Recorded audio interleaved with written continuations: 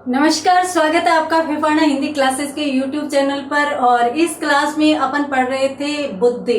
तो बुद्धि में भी अपनों ने बुद्धि के सिद्धांत देख लिए थे और सिद्धांतों के बाद पिछली क्लास से अपनों ने शुरू किया था बुद्धि का मापन।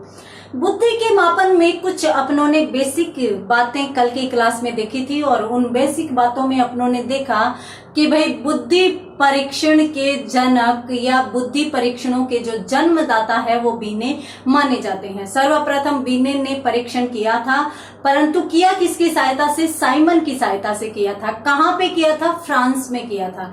तो इसलिए उसको बीने साइमन परीक्षण के नाम से जाना गया। 1905 में बुद्धि परीक्षण आए थे और उसके बाद इसी परीक्षण में 1908 में एक बार संशोधन किया गया, फिर 1911 में संशोधन हुआ और 1911 में जब संशोधन हुआ तो यह बीने साइमन जो परीक्षण था वही बीने स्टैनफोर्ड परीक्षण बन गया था, यानी इसका नाम यहां पर बदल गया था। क्यों बदला? क्योंकि यह जो प्रयोग हुआ था या 1911 में जो संशोधन हुआ था वो टर्मन के द्वारा किया गया था और टर्मन जो स्टैनफोर्ड विश्वविद्यालय है उसके एक प्रोफेसर थे, तो उन्होंने इसको परिवर्तित किया, उसमें संशोधन किया, तो इसलिए इन्होंने थोड़ा सा नाम इसका बदल दिया था। हालांकि इसको टर्मन का बुद्धि परीक्षण भी कहा जाता है। तो इस प्रकार से धीरे धीरे बुद्धि परीक्षण जो थे वो अस्तित्व में आने शुरू हुए। अब यदि अपन देखें कि भाई इन बुद्धि परीक्षणों का सर्वाधिक प्रचार प्रसार किसने किया, इन परीक्षणों को अलग अलग देशों में कहां कहां किस किसने प्रचार प्रसार किया, भारत में ये परीक्षण कब आया, ये परीक्षण थे किस प्रकार के, शाब्दिक थे, अशाब्दिक थे या व्यक्तिगत थे, सामूहिक थे, उन सभी विषयों पर आज की क्लास में अपन चर्चा करने वाले हैं। तो चलिए शुरू करते हैं अपना टॉपिक। और अपन क्या पढ़ रहे थे? बुद्धि पढ़ रहे थे। और बुद्धि में भी क्या पढ़ रहे थे? बुद्धि का मापन पढ़ रहे थे।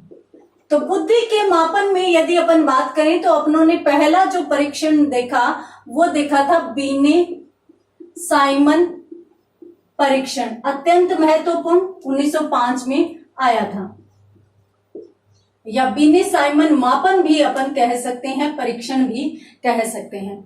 उसके बाद दूसरे परीक्षण की यदि अपन बात करें तो दूसरा परीक्षण स्टैनफोर्ड बीने परीक्षण के नाम से जाना गया। हालांकि यही परीक्षण था, कुछ संशोधित स्वरूप के साथ अस्तित्व में आया था। स्टैनफोर्ड बीने परीक्षण, स्टैनफोर्ड बीने परीक्षण। उसके बाद यदि अपन बात करें इन परीक्षणों के प्रचार प्रसार की तो एक मनोवैज्ञानिक आते हैं, गोडार्ड या गोहार्ड, दोनों ही नाम इनके मनोवैज्ञानिक पुस्तकों में मिलते हैं। मूल नाम की यदि बात करें, सही नाम की, तो सही नाम तो इनका गोडार्ड ही था। तो उन्होंने इन परीक्षणों का सर्वाधिक प्रचार प्रसार किया था। तो यहां पर अपन यूं कह सकते हैं कि इन परीक्षणों का अमेरिका में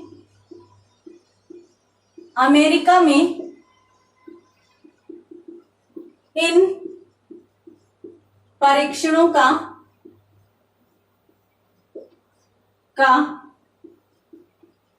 प्रचार किसने किया? गोडार्ड महोदय ने किया था। हालांकि इसका कहीं कहीं गोहार्ड नाम भी मिलता है, तो आप कंफ्यूज नहीं होंगे, गोहार्ड कह दो, गोडार्ड कह दो, ये एक ही मनोवैज्ञानिक के दो नाम प्रचलन में आ रहे हैं। इसके साथ साथ यदि अपन बात करें टर्मन की तो टर्मन ने एक मैरिल नामक मनोवैज्ञानिक था, इसके साथ मिलकर एक संशोधन और किया था, यानी इसका दोबारा अध्ययन किया था। और किसके साथ मिलकर? मैरिल महोदय के साथ मिलकर। फिर जब मैरिल महोदय के साथ मिलकर जब इसमें कुछ चीजों में कहीं कहीं संशोधन किया गया तो उस संशोधन का नाम भी बदला गया, उसको न्यू स्टैनफोर्ड बीने परीक्षण नाम दिया गया। तो यहां पर अपन यही चीज देखेंगे कि भाई टर्मन ने मैरिल के साथ मिलकर एक संशोधन किया और उसका नाम क्या कर दिया था? New Stanford. तो टर्मन ने मैरिल के साथ मिलकर एक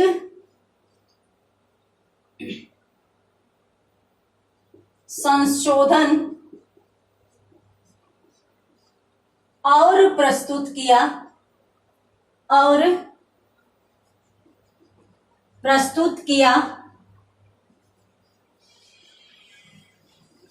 जिसे न्यू स्टैनफोर्ड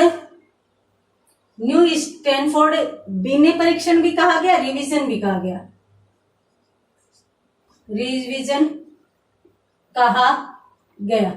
तो यहां पर बुद्धि परीक्षण से संबंधित अपन बिल्कुल बेसिक बातों की चर्चा कर रहे हैं। कहीं भी अपनों ने बुद्धि के जो मापन के जो सिद्धांत थे उनकी चर्चा नहीं की है। सामान्य तौर पर जो सबसे पहले परीक्षण आया वो बिने साइमन परीक्षण था, उसके बाद स्टैनफोर्ड था। इनमें जो मौलिक बातें थी उनका भी अपन अच्छे से अध्ययन करेंगे, विस्तृत अध्ययन करेंगे, विस्तृत चर्चा करने वाले हैं। सबसे पहले अपन बेसिक चीजें, तो बिने साइमन परीक्षण हो गया, स्टैनफोर्ड बिने परीक्षण हो गया। उसके बाद प्रचार प्रसार किसने किया अमेरिका में? गोडार्ड ने किया। और न्यू स्टैनफोर्ड रिवीजन का यदि कह दिया जाए तो ये भी बिने साइमन परीक्षण का ही एक संशोधित रूप था, जो किसके द्वारा किया गया था? टर्मन और मैरिल के द्वारा किया गया था। और ये संशोधित रूप ही क्या कहलाया? New Stanford revision. तो जल्दी से इसके स्क्रीनशॉट ले लीजिए, उसके बाद अपन बात करते हैं आगे। देखिए, ये जो परीक्षण हुए थे ना, इन परीक्षणों ने धीरे धीरे विश्व भर में जगह बनाई थी। हालांकि ये भारत में भी आए थे, परंतु भारत में थोड़ा बाद में आए थे। अमेरिका में सबसे पहले गए, उसके बाद इंग्लैंड में गए, और धीरे धीरे इन परीक्षणों में ये परीक्षण आए क्यों? छोटी सी बात आपको बता देती हूँ। देखिए, पहले कुछ लोग, ये हर जगह हमेशा होता है कि कुछ मंद बुद्धि लोग भी होते हैं।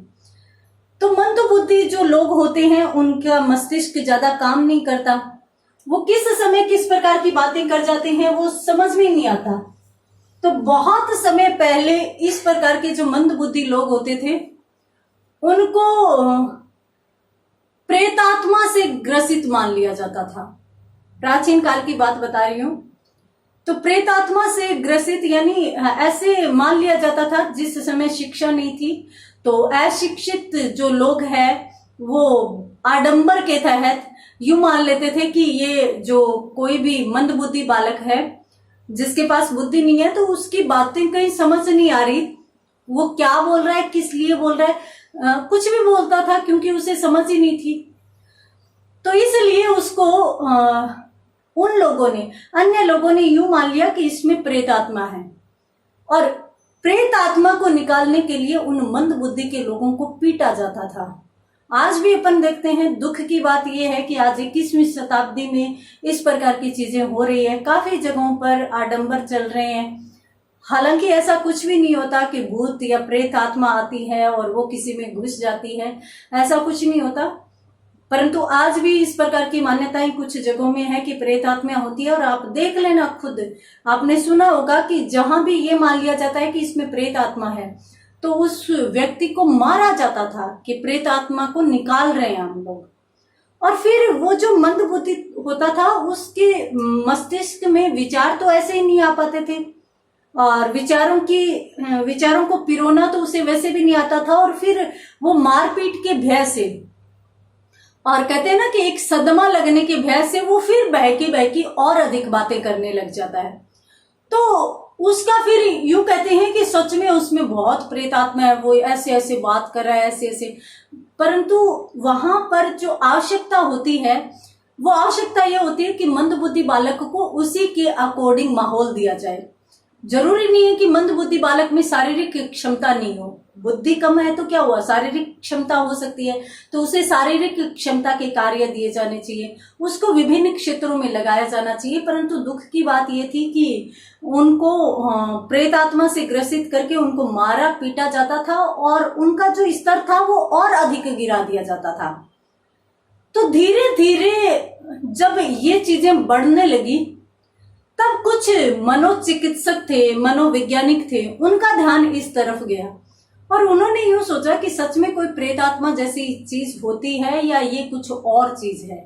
तो फिर उन्होंने उन लोगों से बात की जो मेंटली डिस्टर्ब थे, उनसे बात की, उनसे उनके जो भाव थे उनको समझने की कोशिश की। जब उन्होंने समझा तब उन्होंने जाना कि भाई ये तो एक बुद्धि लब्धि क्षमता के कारण है, और इसीलिए मैंने आपको बताया कि मानसिक आयु भी बुद्धि से जोड़ दिया गया, कि कुछ ऐसे लोग थे जिनकी मानसिक आयु उनकी वास्तविक आयु से बहुत पीछे थी, बहुत कम थी। तो इसलिए इन दोनों चीजों को जोड़ते हुए और फिर इस चीज को समझा, और फिर जो प्रेतात्मा थी उसकी जगह किसने ले ली? मंद बुद्धि या जड़ बुद्धि ने ले ली। तो इस प्रकार से वर्तमान में आप ये समझिए कि यदि कोई बालक ऐसा है जो बहकी बातें कर रहा है, तो उसमें प्रेत आत्मा नहीं है, उसकी बुद्धि थोड़ी सी कमजोर है, सोचने समझने की पावर उसमें ज्यादा नहीं है, उसे ये नहीं पता है कि कहाँ क्या बोलना चाहिए, उसमें इतनी समझ नहीं है। तो उसको आप विशेष तौर पर ध्यान रखिए, उसके खाने पीने का ध्यान रखिए, उसको उसी के अकॉर्डिंग काम दीजिए। ऐसे नहीं हो कि उसको दिन रात बसों में भटका कर आज उस बाबा के पास चलते हैं, आज उस बाबा के पास चलते हैं, आज उस बाबा के पास चलते हैं क्योंकि वो बाबा अंतर्यामी है, वो प्रेतात्मा को निकाल देंगे। नहीं, उसे यदि आप इस प्रकार से उसका खाना पीना, खाने पीने का समय बदल दोगे तो वो और अधिक डिस्टर्ब हो जाएगा। तो इस प्रकार से इसीलिए इन बुद्धि परीक्षणों की, बुद्धि के मापन की आवश्यकता पड़ी।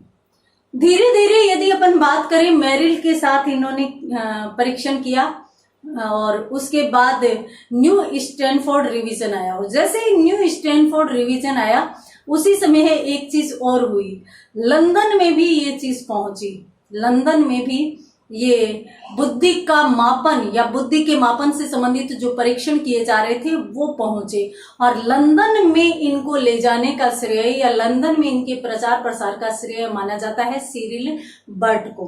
तो अपन यहां पर ये चीज भी देख लेते हैं कि इंग्लैंड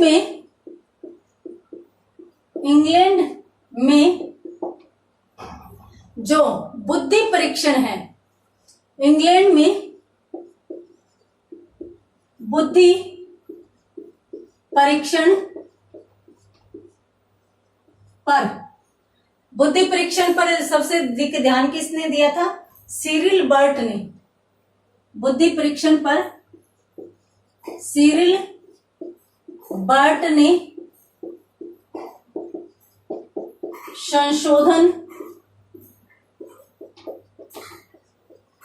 प्रस्तुत किया। इन्होंने भी जब इंग्लैंड में इस परीक्षण को लेकर गए तो इन्होंने अपने तरीके से इस बुद्धि परीक्षण को समझने का प्रयास किया, तो प्रस्तुत किया, जिसे लंदन रिवीजन के नाम से जाना जाता है। तो इन्हें किस नाम से जाना जाता है? लंदन रिवीजन के नाम से जाना जाता है। और ये जो परीक्षण था जो सिरिल बर्ट ने प्रस्तुत किया, उन्होंने 3 से 16 वर्ष की आयु वर्ग के बालकों को शामिल किया, और उन बालकों की बुद्धि की पहचान करने के लिए इन्होंने कुल 65 प्रश्न रखे थे। 65 प्रश्नों की संख्या इन्होंने रखी थी। तो यहां पर भी अपन देख लेते हैं, आपसे यदि पूछ लिया जाए कि सिरिल बर्ट के संशोधन का नाम क्या है? London revision. सीधा भी पूछा जा सकता है कि सिरिल बर्ट के संशोधन में कौन से आयु वर्ग को शामिल किया? तो 3 से 16 वर्ष तक की आयु को शामिल किया गया। और ऐसे भी पूछा जा सकता है कि लंदन रिवीजन में प्रश्नों की संख्या कितनी थी? तो 65 थी। तो यहाँ पर अपन दोनों चीजें नोट करेंगे कि इस संशोधन में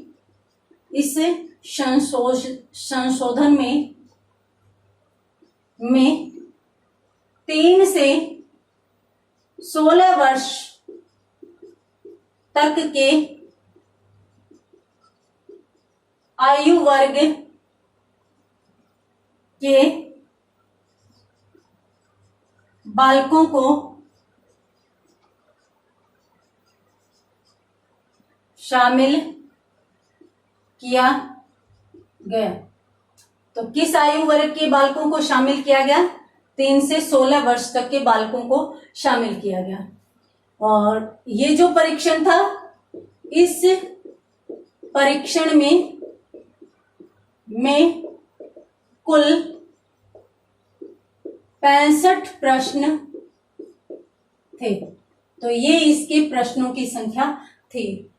आप इसी के साथ शुरू से लेकर अपनों ने जितने परीक्षण देखे हैं, विनय साइमन परीक्षण जो शुरू में था वो कितने प्रश्न लेकर आया था, 30, तो वो सारी की सारी चीजें देख लेंगे। उसके बाद 1960 में जब संशोधन हुआ तब कितने आए, और उसके बाद जब स्टैनफोर्ड विनय परीक्षण आया तो उसमें प्रश्नों की संख्या घटाकर कितनी रखी गई थी। तो इसकी अलग से टेबल बना लीजिएगा ताकि आप ध्यान रखें। और जिस प्रकार से अपनों ने व्यक्तित्व का परीक्षण पढ़ा था, इससे पहला वाला टॉपिक, तो व्यक्तित्व परीक्षण में अपनों ने कार्ड्स की संख्या देखी थी कि व्यक्तित्व के कुछ परीक्षण होते हैं जिनमें 20 कार्ड होते हैं, कुछ 30 कार्ड होते हैं, कुछ 10 कार्ड होते हैं।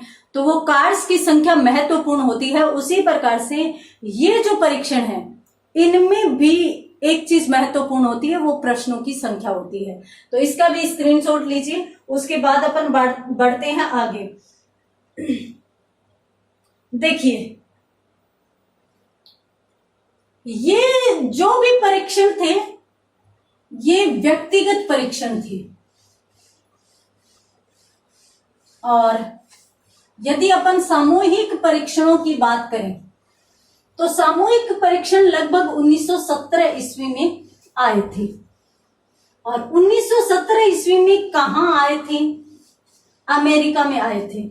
क्यों आए थे?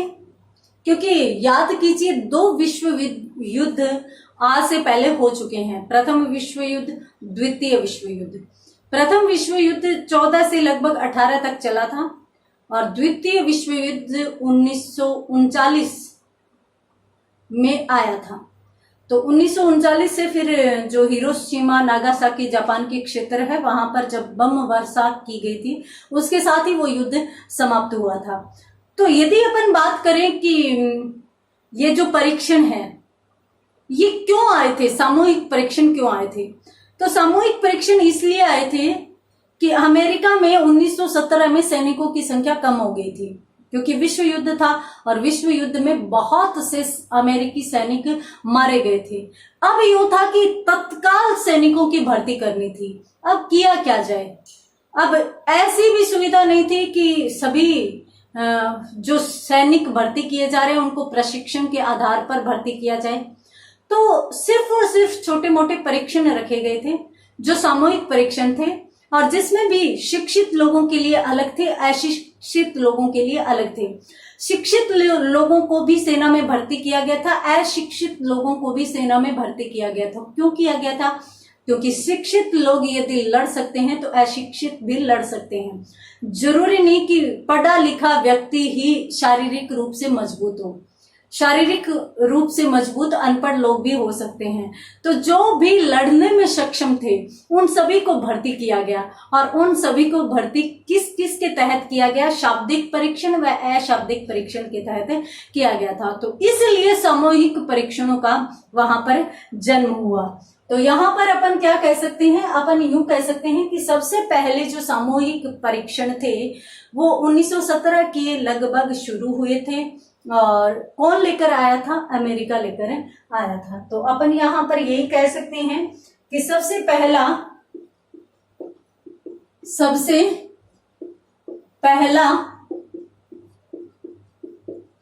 सामूहिक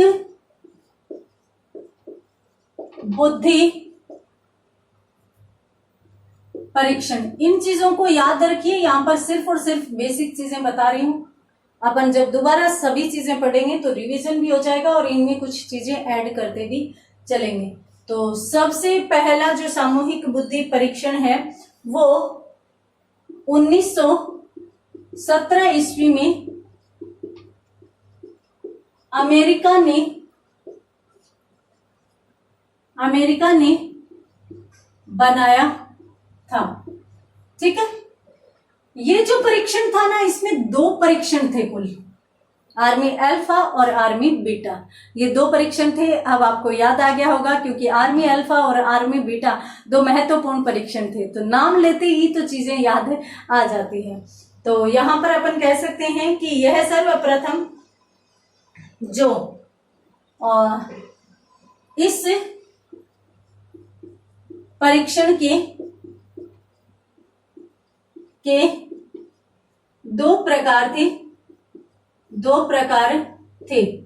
कौन कौन से प्रकार थे? यदि इनमें अपन देखें तो पहला तो था आर्मी अल्फा और दूसरा था आर्मी बीटा। यहां पर अपन सैनिक भी लिख सकते हैं, आर्मी भी लिख सकते हैं। अल्फा परीक्षण और जो दूसरा था वो सैनिक कह दो, चाहे आर्मी कह दो, आर्मी बीटा परीक्षण। तो आर्मी अल्फा परीक्षण था, आर्मी बीटा परीक्षण था। आर्मी अल्फा परीक्षण एक शाब्दिक परीक्षण था। शाब्दिक परीक्षण था। शाब्दिक परीक्षण जहां भी नाम आ जाए वहां पर याद रखना कि वो पढ़े लिखे व्यक्तियों पर प्रयोग किया जाएगा। और यदि अशाब्दिक परीक्षण की बात करें तो अशाब्दिक परीक्षण, बीटा परीक्षण अशाब्दिक परीक्षण था। और ये ऐसे हैं, ये ऐसे परीक्षण होते हैं, यहां पर ये मत समझ लेना कि ये पढ़े लिखे लोगों पर तो ये अनपढ़ लोगों पर, नहीं, ये अनपढ़ व पढ़े लिखे दोनों लोगों पर किया जा सकता है, क्योंकि इसमें परीक्षण किया जाएगा, चित्र हो सकते हैं, कोई भी चीज हो सकती है, बस प्रश्न नहीं होंगे, किताबें नहीं होगी, क्योंकि ये लोग अनपढ़ होंगे। तो इसलिए आर्मी अल्फा परीक्षण तो सिर्फ और सिर्फ पढ़े लिखे लोगों के लिए, जबकि आर्मी बीटा परीक्षण पढ़े लिखे लोगों के लिए भी और इसके साथ साथ अनपढ़ लोगों के लिए भी था। ये जो दोनों के दोनों परीक्षण थे वो सर्वप्रथम किस पर प्रयोग किए गए थे, किसके लिए प्रयोग किए गए थे? यदि अपन इस विषय पर चर्चा करें, इस विषय पर बात करें, तो मैंने आपको बता ही दिया कि भी अमेरिकन जो सेना थी उस पर इन परीक्षणों का प्रयोग किया गया। तो सर्वप्रथम इन परीक्षणों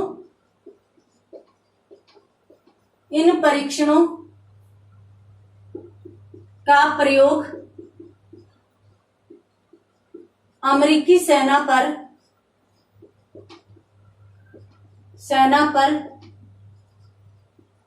किया गया। तो ये चीज आप विशेषतया ध्यान रखेंगे। ये परीक्षण भी कौन लेकर आया था? ये परीक्षण भी अमेरिका लेकर आया था। क्यों लेकर आया था? क्योंकि अमेरिकी सेना में कुछ सैनिकों को भर्ती करना था और इसके लिए ये परीक्षण लेकर आया। तो जल्दी से स्क्रीनशॉट लीजिए, उसके बाद अपन बात करते हैं आगे। देखिए,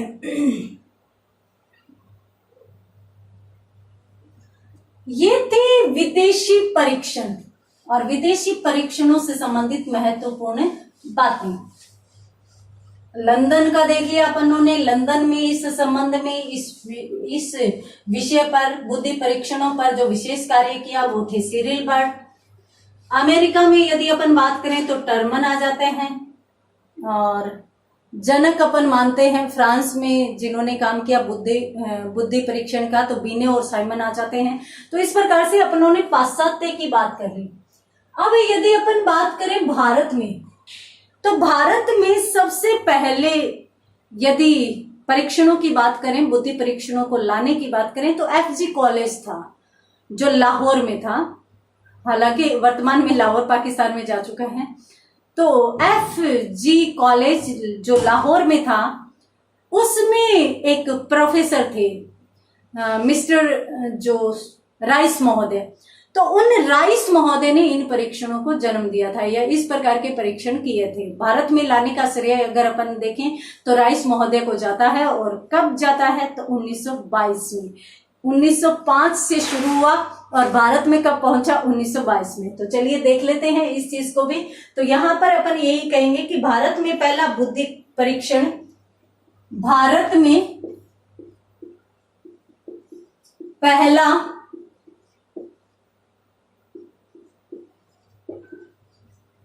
बुद्धि परीक्षण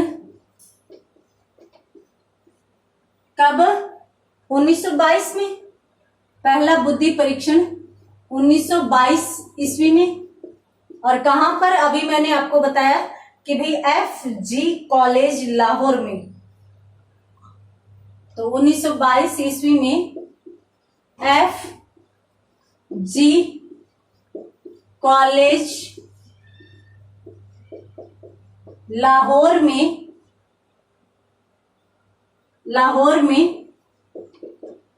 में एक प्रोफेसर थे जिनका पूरा नाम यदि अपन देखें तो डॉक्टर CH राइस। लाहौर में डॉक्टर CH राइस द्वारा बनाया गया। तो भारत में यदि अपन देखें तो सबसे पहला परीक्षण कौन लेकर आया था 1922 में, और कौन लेकर आया था CH राइस लेकर आए थे। कब? 1922 में। इस परीक्षण में कुल 35 प्रश्न थे और ये जो परीक्षण था वो 3 से 15 वर्ष तक के बालकों के लिए था। देखिए 3 से 15, 16, 18 इनको एक साथ शामिल किया जाता है। क्यों?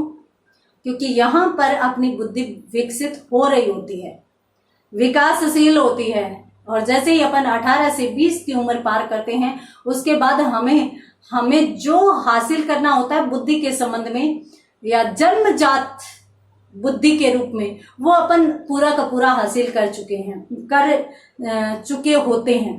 उसके बाद तो अपन जो बुद्धि हमारे पास है ना उसी के अकॉर्डिंग विकास करेंगे। जैसे मान लीजिए कि एक प्रतिभाशाली बालक है तो उसकी बुद्धि में जितनी प्रतिभा आनी थी, ग्रहण करने की क्षमता आनी थी, वो 20 वर्ष तक आ जाती है। अब वो चीजों को ग्रहण करेगा।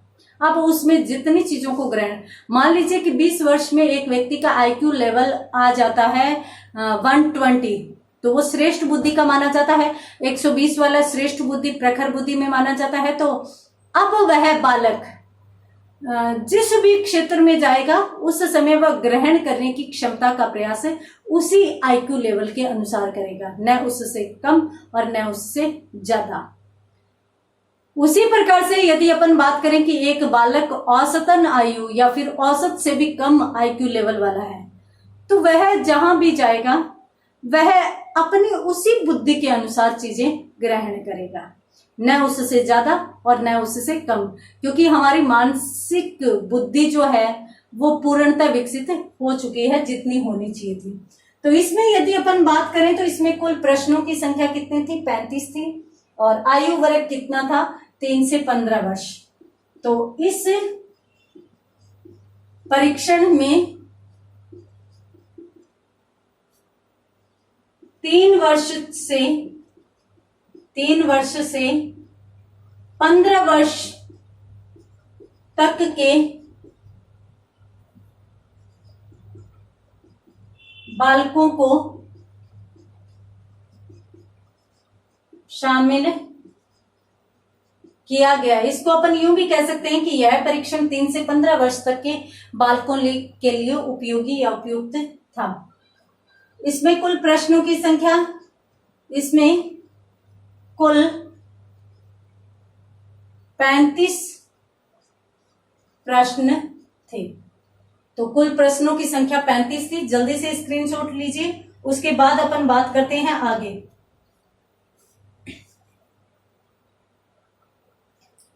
अगर अपन इस परीक्षण की नेचर की बात करें, प्रकृति की बात करें, तो ये परीक्षण व्यक्तिगत था, शाब्दिक था, और इसीलिए इस परीक्षण के यदि नाम की बात करें तो पहली बात तो मैं आपको बता देती हूँ, ये एक स्केल के रूप में परीक्षण था।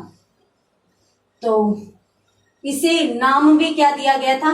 स्केल का नाम ही दिया गया था, परंतु पूरे नाम की बात भी अपन यहाँ पर करने वाले हैं। सबसे पहले तो मैं आपको बता देती हूँ कि यह परीक्षण जो था वो कैसा था? शाब्दिक था, व्यक्तिगत था। तो यह परीक्षण शाब्दिक एवं व्यक्तिगत परीक्षण था। ये तो यहां पर आ गई इस परीक्षण की प्रकृति की, कैसा था? शाब्दिक एवं व्यक्तिगत था। अब अपन बात करते हैं इस परीक्षण के नाम की। तो इस परीक्षण का नाम क्या था? इस परीक्षण को हिंदुस्तानी बीने तो जनक थे, और बीने वाला जो परीक्षण है वो बेसिक रूप से चल रहा है, उसी में ही सुधार हो रहा है, उसी में ही संशोधित एवं परिवर्धित रूप उसका आ रहा है। तो हिंदुस्तानी बीने परफॉर्मेंस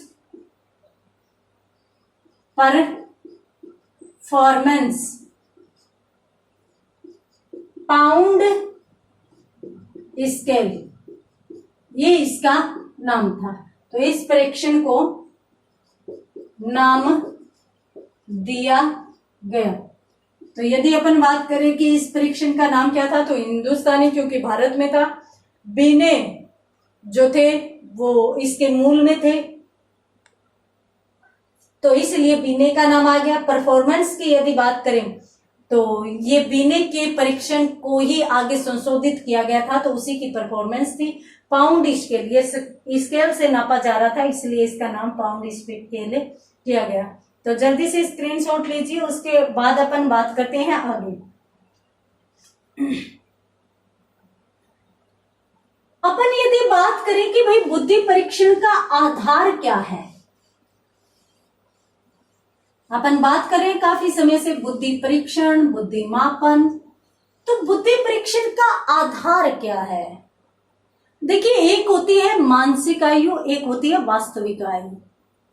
वास्तविक आयु वो होती है आपने कितने बर्थडे मना लिए, जितने आपने बर्थडे मना लिए, जितने आपके जन्मदिन आ चुके। अब कुछ बच्चे तो बीच में बात निकालने वाले तो ये भी कह देंगे हमने तो एक भी नहीं मनाया, तो इसलिए एक भी नहीं है। नहीं, आपके कितने जन्मदिन आ चुके, वो ही आपकी आयु क्या है? वास्तविक आयु। अब मानसिक आयु क्या होती है? मानसिक आयु की यदि अपन बात करें तो अगर एक बालक की वास्तविक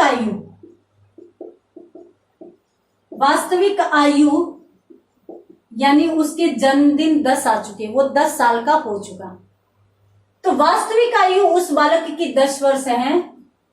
यदि वह 10 वर्ष के बालक में जो क्षमता आनी चाहिए, जो योग्यता आनी चाहिए, अगर उस क्षमता व योग्यता के अनुसार पूर्णतः चीजों को ग्रहण कर रहा है, तो उसकी मानसिक आयु भी 10 वर्ष मानी जाएगी। ठीक है, यानी 10 वर्ष का बालक यदि 10 वर्ष के बालक की अवस्था के अनुसार ज्ञान को ग्रहण कर रहा है, ज्ञान की प्राप्ति कर रहा है, शिक्षा का अर्जन कर रहा है, तो उसकी मानसिक आयु भी 10 वर्ष मानी जाएगी। ठीक है, और यदि एक बालक 10 वर्ष का है, और 10 वर्ष का अपन एक तरीका और भी है जिससे समझ सकते हैं। अब 10 वर्ष के बालक से उम्मीद की जा सकती है, वर्तमान में जो बालक है वो 4 वर्ष का, 3 से 4 वर्ष का पढ़ना शुरू करता है। तो 4 वर्ष का बालक पढ़ना शुरू करता है तो 4, 5, 6 वर्ष की अवस्था में वो फर्स्ट क्लास में आता है, और 6 में फर्स्ट, तो 6, 4, 10, यानी 10 वर्ष की उम्र में वह कम से कम 5th क्लास में होना चाहिए। ये अपन वर्तमान के अकॉर्डिंग बालकों की जो सामान्य स्थिति है उसके अनुसार देख रहे हैं। तो अब ये जो बालक है वो 5वीं कक्षा में होना चाहिए। यदि ये जो बालक, कौन सा, जिसकी वास्तविक आयु 10 वर्ष है, वो 5वीं कक्षा में है, और 5वीं कक्षा की किताबों में जिस प्रकार के प्रश्न है वो सभी के सभी उनका हल कर रहा है, हल निकाल रहा है, तो उसकी मानसिक आयु भी 10 वर्ष मानी जाएगी।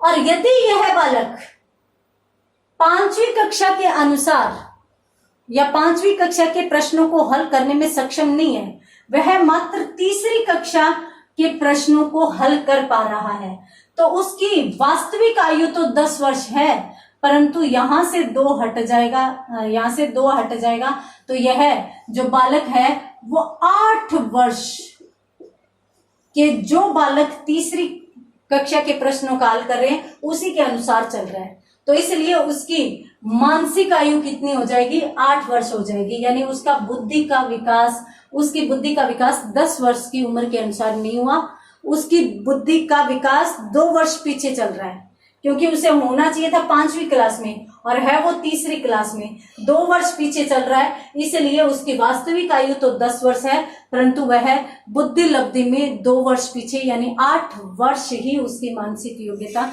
मानी जाएगी। तो इस प्रकार से 2 चीजें होती है, एक हमारी वास्तविक उम्र होती है और एक हमारी मानसिक उम्र होती है। मानसिक उम्र में हमारी बौद्धिक क्षमता आती है और वास्तविक आयु में हमारी आयु आती है।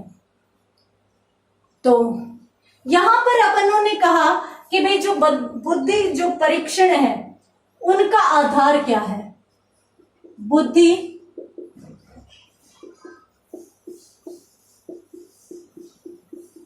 परीक्षणों का आधार, बुद्धि परीक्षणों के आधार की यदि अपन बात करें कि इन परीक्षणों का आधार क्या है, तो देखिए मैं आपको बता देती हूं कि इन परीक्षणों का आधार मानसिक आयु व शारीरिक आयु के मध्य संबंध है। बुद्धि परीक्षणों का आधार क्या है? वास्तविक आयु और मानसिक आयु के मध्य का संबंध है। कैसे संबंध? देखिए, अपन बुद्धि का परीक्षण करते हैं तो अपन क्या जांच करते हैं? बालक की बुद्धि लब्धि की जांच करते हैं कि एक बालक में कितनी बुद्धि लब्धि है। तो उसके लिए अपन बुद्धि का मापन करते हैं या बुद्धि लब्धि की जांच करते हैं। और जब अपन बुद्धि लब्धि की जांच करते हैं तो हमें मानसिक आयु व शारीरिक आयु दोनों की आवश्यकता पड़ती है, दोनों के मध्य संबंध की आवश्यकता पड़ती है। देखिए कैसे?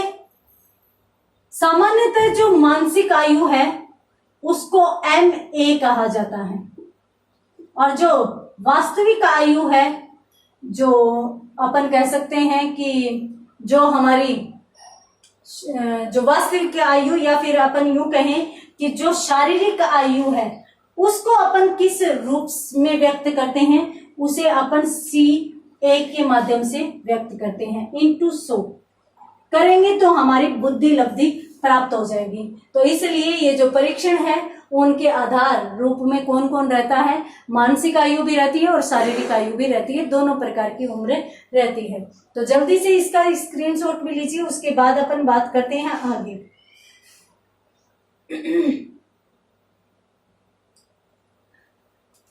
और अगर अपन यहां पर मानसिक आयु की बात करें कि भाई मानसिक आयु क्या होता है, अपनों ने बात की है। वैसे तो मानसिक आयु किसे कहते हैं? व्यक्ति के सोचने की पावर, समझने की पावर, ज्ञान ग्रहण करने की पावर ही क्या कहलाती है? मानसिक आयु। परंतु मानसिक आयु के संबंध में एक परिभाषा देखते हैं अपन, किसकी? गेट्स व अन्य के अनुसार। अपन यहां पर गेट्स व अन्य द्वारा दी गई मानसिक आयु के संबंध में परिभाषा देख लेते हैं। एक चीज मैंने बहुत पहले भी बताई थी, जब भी टॉपिक के बीच में कोई भी परिभाषा करवाई जाती है तो उस परिभाषा को आप विशेष तौर से याद रखिए, क्योंकि ये कहे गए कोटेशन के रूप में आती है, वाक्य के रूप में आती है। तो ये चीजें महत्वपूर्ण होती है। अक्सर इन्हीं से संबंधित प्रश्न बना लिए जाएंगे कि गेट्स व अन्य ने मानसिक आयु के संबंध में क्या बात कही है। तो यदि अपन इस संबंध में देखें तो इन्होंने यूं कहा है कि मानसिक आयु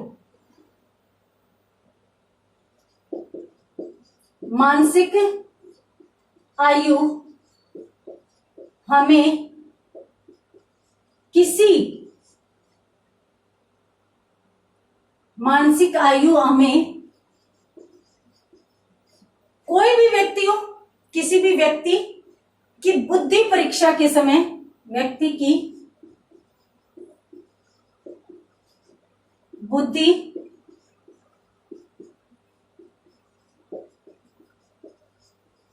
परीक्षा के समय, जब अपन बुद्धि का परीक्षण कर रहे हैं उस समय बुद्धि परीक्षा के समय बुद्धि परीक्षा द्वारा ज्ञात की जाने वाली, जिस समय बुद्धि परीक्षा द्वारा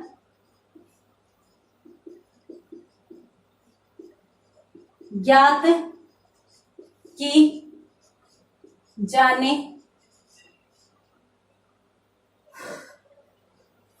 की जाने वाली सामान्य मानसिक योग्यता के बारे में बताती है। ये लीजिए, गेट्स व अन्य ने क्या कहा है कि मानसिक आयु हमें किसी व्यक्ति की बुद्धि परीक्षा के समय बुद्धि परीक्षा द्वारा ज्ञात की जाने वाली सामान्य मानसिक योग्यता के बारे में बताती है। यानी अपन जब भी बुद्धि का परीक्षण करते हैं ना, तो उस समय हमारी जो मानसिक योग्यता है उसके बारे में कौन बताता है? मानसिक आयु बताती है। अर्थात हमारी मानसिक योग्यता ही क्या मानी जाती है? हमारी मानसिक उम्र या मानसिक आयु मानी जाती है। तो ये था बुद्धि के संबंध में बेसिक विचार या मूल जो विचार थे जिनको जानना अत्यंत आवश्यक था बुद्धि का मापन पढ़ने के लिए, बुद्धि का परीक्षण पढ़ने के लिए। तो इनके संबंध में भी इन सभी चीजों से जो सारांश निकल रहे हैं, एक नजर उनको देख लेते हैं, उसके बाद अपन बुद्धि परीक्षणों को देखेंगे। पहले आप इसका स्क्रीनशॉट ले लीजिए, उसके बाद अपन इसके संबंध में आगे देखेंगे।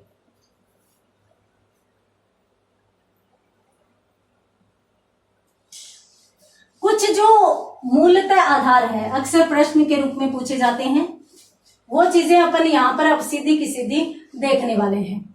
कौन कौन सी चीजें? सबसे पहले तो आपसे पूछ लिया जाए कि भाई सर्वप्रथम आईक्यू शब्द का प्रयोग किसने किया? सर्वप्रथम आईक्यू शब्द, आईक्यू मतलब बुद्धि लब्धि, तो सर्वप्रथम आईक्यू शब्द का प्रयोग किया। किसने किया? जल्दी से कमेंट बॉक्स में लिखिए, मैं इंतजार कर रही हूं। हाँ, जल्दी से कमेंट बॉक्स में लिखिए किसने किया। तो देखिए, सर्वप्रथम आईक्यू शब्द जो है उसका प्रयोग किया था स्टर्न ने। कब किया था? 1912 ईस्वी में। अत्यंत महत्वपूर्ण प्रश्न, ध्यान रखिएगा। यहां पर अपन इसी प्रकार से जो बेसिक चीजें हैं उनको क्लियर करने वाले हैं। और यदि अपन बाद में देखें, ये तो सर्वप्रथम आईक्यू शब्द का प्रयोग था। और यदि अपन बुद्धि परीक्षण जो थे या मानसिक परीक्षण जो है, मानसिक परीक्षण, मानसिक स्थिति का या बुद्धि का जो परीक्षण किया जाता है, उसके संबंध में मानसिक परीक्षण शब्द का सर्वप्रथम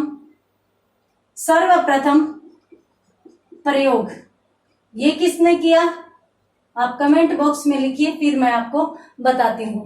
तो ये सबसे पहले किसने किया था? ये केटल का नाम सुना है? केटल का योगदान मनोविज्ञान में हर जगह है। तो यदि आपसे पूछ लिया जाए कि मानसिक परीक्षण शब्द का प्रयोग कब किया गया, वह किसने किया? तो केटल ने किया। और कब किया? 1890 ईस्वी में किया। अत्यंत महत्वपूर्ण प्रश्न। इसके साथ साथ यदि अपन बुद्धि मापन का कहें या अपन यूं कहें कि बुद्धि मापन या बुद्धि परीक्षणों के जन्मदाता कौन थे, तो बुद्धि मापन या बुद्धि परीक्षणों के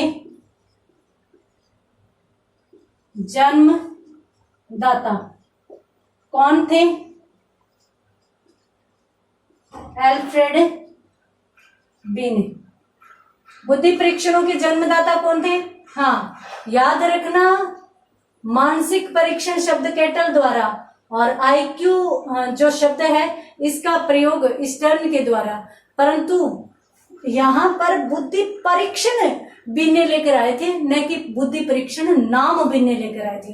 तो नाम का प्रयोग यदि पूछ लिया जाए तो बुद्धि लब्धि का प्रयोग किसने किया? स्टर्न ने। मानसिक परीक्षण नाम किसने दिया? केटल ने दिया। और बुद्धि परीक्षणों के जन्मदाता कौन थे? बिने थे। और ये बुद्धि परीक्षण या बुद्धि का मापन कब लेकर आए थे? 1905 में लेकर आए थे। इसकी पूरी हिस्ट्री अपन पढ़ चुके हैं, पूरा इतिहास अपन देख चुके हैं। जल्दी से स्क्रीनशॉट लीजिए, उसके बाद अपन बात करते हैं आगे। यदि यहाँ पर बुद्धि परीक्षणों के जन्म की बात के साथ साथ मानसिक आयु के विचार की भी यदि बात करें तो वो किसके द्वारा दिया गया? चलिए देख लेते हैं।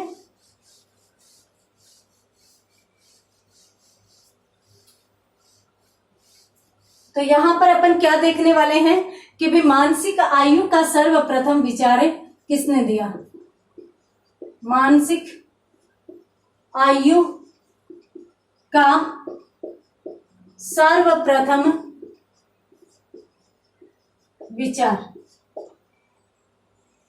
तो मानसिक आयु का सर्वप्रथम विचार किसके द्वारा दिया गया? तो यहां पर अपन बात करते हैं मानसिक आयु की। तो मानसिक आयु को अपनों ने किसके माध्यम से अभिव्यक्त किया था? भी MA के माध्यम से अभिव्यक्त किया था। और इसका विचार भी सबसे पहले किसने दिया था? अल्फ्रेड बिने ने दिया था। अल्फ्रेड बिने ने। और मानसिक आयु विचार जल्दी से कमेंट बॉक्स में लिखिए। मैं आपको बता चुकी हूं जब अपन सामान्य परिचय पढ़ रहे थे तब कि मानसिक आयु का विचार कब दिया गया था। जल्दी से बताए, जल्दी से कमेंट बॉक्स में लिखकर बताइए कि ये जो मानसिक आयु का विचार है ये कब आया था? याद आ रहा है? 1908 ईस्वी में। तो मानसिक आयु का सर्वप्रथम विचार बिने द्वारा दिया गया। कब दिया गया? 1908 ईस्वी में। उसके बाद यदि अपन बात करें कि बुद्धि लब्धि के प्रथम प्रतिपादक की, सिर्फ लैंग्वेज चेंज है, आप उत्तर बताओगे। बुद्धि लब्धि के प्रथम प्रतिपादक, सिर्फ भाषा चेंज है, प्रश्न आ चुका है। बताइए बुद्धि लब्धि के प्रथम प्रतिपादक कौन थे? हाँ, तो बुद्धि लब्धि के प्रथम प्रतिपादक वही स्टर्न थे जिनके बारे में अभी अपन देख चुके हैं। आईक्यू को क्या कहते हैं? बुद्धि लब्धि कहते हैं। तो आईक्यू का विचार अपनों ने पढ़ लिया तो वो बुद्धि लब्धि का विचार हो गया। हाँ, यदि अपन बुद्धि लब्धि के सूत्र की बात करें तो बुद्धि लब्धि का सूत्र सर्वप्रथम ये किसने दिया? तो ये दिया था टर्मन ने। इसका नाम इस प्रकार से भी आता है। तो बुद्धि लब्धि सूत्र का विकास किसने किया था? टर्मन ने किया था। और टर्मन ने बुद्धि लब्धि के विकास का सूत्र कब दिया था? 1916 ईस्वी में दिया था। क्या दिया था इन्होंने? इन्होंने कहा था कि भाई मानसिक आयु का मतलब कि बालक कितनी वर्ष तक के उम्र के बालकों जैसा ज्ञान ग्रहण कर पा रहा है या कितने वर्ष तक की आयु वर्ग के प्रश्नों को हल कर पा रहा है, तो वो तो उसकी हो जाएगी मानसिक आयु। और उसको भाग किससे दोगे? वास्तविक आयु से, यानी जितने उसके जन्मदिन आ चुके हैं वो उसकी वास्तविक आयु हो जाएगी। उससे अपने को गुणा किससे करना है? 100 से गुणा करना है। मानसिक आयु अपनों ने MA से की और वास्तविक आयु अपनों ने CA से की। तो MA बटा CA इंटू 100 बराबर क्या आ जाएगी, बुद्धि लब्धि आ जाएगी। ये बात किसने कही थी, टर्मन ने कही थी। कब कही थी, तो 1916 ईस्वी में इन्होंने ये सूत्र दिया था। तो यहां पर यदि अपन बात करें, हाँ इसका सूत्र मैं ऊपर और भी लिख देती हूं। देखिए मानसिक आयु को अपनों ने किस रूप में व्यक्त किया, MA। और यदि वास्तविक आयु की बात करें तो वास्तविक आयु को किस रूप में, CA इंटू क्या हो जाएगा 100।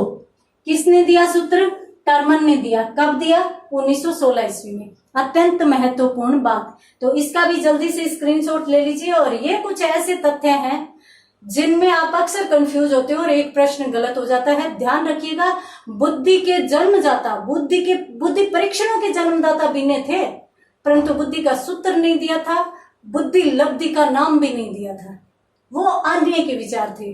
तो उम्मीद करती हूँ आज की क्लास में अपनों ने जो चीजें देखी, जो बेसिक बातें देखी बुद्धि परीक्षणों से संबंधित, वो आपको समझ में आई होगी। मिलते हैं अगली क्लास में आगे के टॉपिक के साथ, तब तक के लिए धन्यवाद।